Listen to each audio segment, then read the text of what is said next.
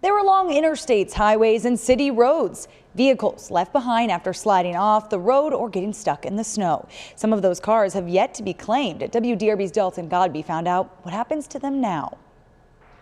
Safe to say it has been a tough weekend of travel for many folks. The evidence is on the side of highways and interstates, but ultimately the responsibility to move these vehicles falls back on the owner. They are left behind in a war against the elements. Trucks, cars, semis still sit where they stopped and stalled in the snow and ice.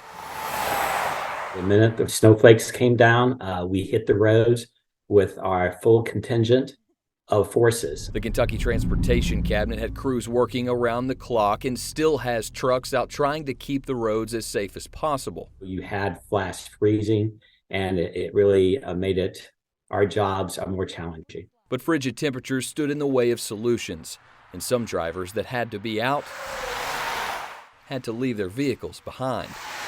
Driving along major interstates and highways in Kentucky and Indiana, you will see similar scenery.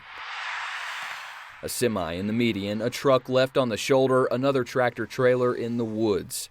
It is the owner's responsibility on both sides of the river to get these vehicles moved. In Indiana, police check the abandoned vehicle and mark it with tape.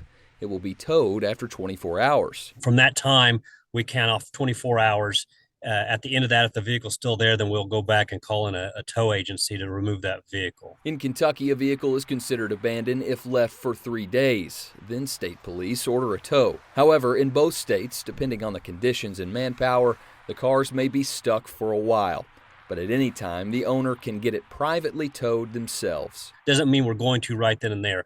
You know, different things happen, manpower issues. If our troopers are going from call to call, a different type of call that day, they're not going to worry too much about those abandoned vehicles until things slow down. Likely the case here, as many remain stranded and tow companies work to get them moved. But it has to be removed, obviously, for safety considerations. Dalton Godby, WDRB News.